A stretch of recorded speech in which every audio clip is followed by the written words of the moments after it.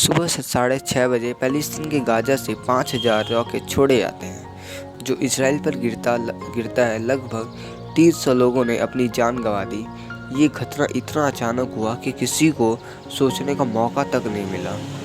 ये क्यों हुआ, आइए जानते हैं इस वीडियो में। बात फर्स्ट वर्ल्ड वॉर की है, जिसमें ऑटोमन साम्राज्य बिल्कुल पूरी तरह से हार गया। ब्रिटेन ने फ़लस्तीन पर अपना कंट्रोल कर लिया। फ़लस्तीन में जैविश माइनॉरिटी और अरब मेजॉरिटी में रहते थे। जैविश माइनॉरिटी मतलब कि जैविश की संख्या पॉपुलेशन कम थी फ़लस्तीन में, और अरब मेजॉरिटी मतलब कि अरब की संख्या ज़्यादा थी।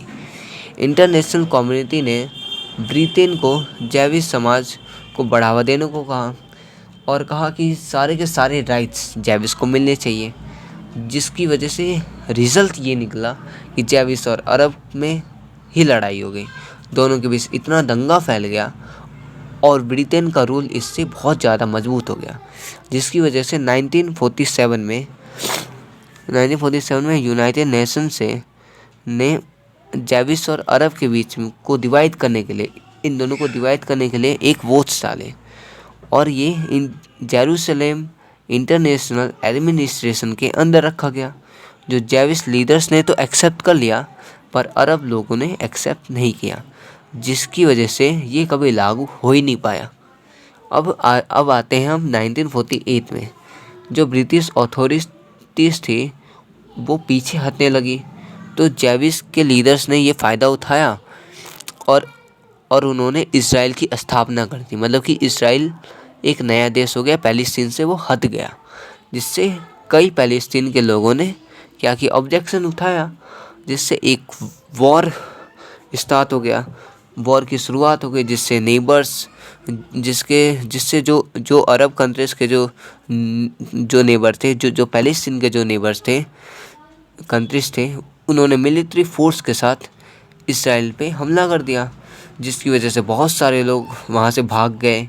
उन्होंने अपना बहुत लोगों को घर से निकाल दिया गया। इस वॉर का नाम था अल नकबा या द कैटेस्ट्रॉफ कहते थे इसे। इस वॉर को द कैटेस्ट्रॉफ या अल नकबा कहते थे। इन 1987 Hamas for Islamic registration, Hamas एक बहुत ही इम्पोर्टेंट नाम है इस वॉर में, और जो अभी 5,000 रॉकेट छोड़े गए हैं इस वॉर में भी बहुत ज़्यादा इम्पोर्टेंट नाम है, जिससे मिलिट्री कैपेबिलिटीज़ भी थी, कैपेबिलिटीज़ की भी परमिशन थी, इसको मिलिट्री की भी परमिशन थी।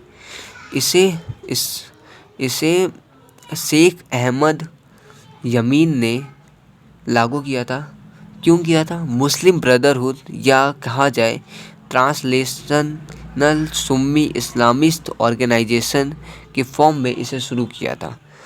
दो पैलेस्टीन अपराइजिंग या कहा जाए इंटिफेट्स ने इजराइल और पैलेस्टीन के रिलेशन पे बहुत बड़ा इम्पैक्ट डाला, स्पेशली सेकंड इंटिफेट्स, जिसने 1990 की शांति को एक कॉन्फ्लिक्ट में कन्वर्ट कर दिया। और ये दोनों इंटिफेट्स में हमास भी इन्वॉल्व था। यहाँ पे भी हमास इन्वॉल्व था, और 1990 में भी कुछ दंगे हुए थे। अब आते हैं हम 11 जुलाई 2000 में। यूएस प्रेसिडेंट ने एक डेविड समिट रखा था, जिसमें इजराइल के प्राइम मिनिस्टर इहूद बाराक थे और पैलेस्टीन के अथॉरिटी चेयरमैन यासिर अराफत को एक साथ बुलाया फाइनल स्टेटस नेगोशिएशन या कह लें अंतिम स्थिति वार्ता के लिए। पर यह समिट बिना कोई सिगार के ख़त्म हो गई। मतलब कि इसका कुछ रिजल्ट ही नहीं निकला, कुछ समझौता हुआ ही नहीं, जिससे दोनों देश के रिलेशन और ज़्यादा ख़राब हो गए। फिर क्या, तब से लेके अभी तक इनके रिलेशन सही नहीं है, और इसी वजह से 5,000 रॉकेट्स भी छोड़े गए फ़लस्तीन से, और इजराइल में बहुत सारे टेररिस्ट अटैक्स हो रहे हैं। बहुत लोगों को घर से निकाला जा रहा है, महिलाओं को मारा जा रहा है, उनके साथ सेक्सुअल हरासमेंट भी किया जा रहा है। मैं चाहता हूँ इन सबको ख़त्म किया जाए।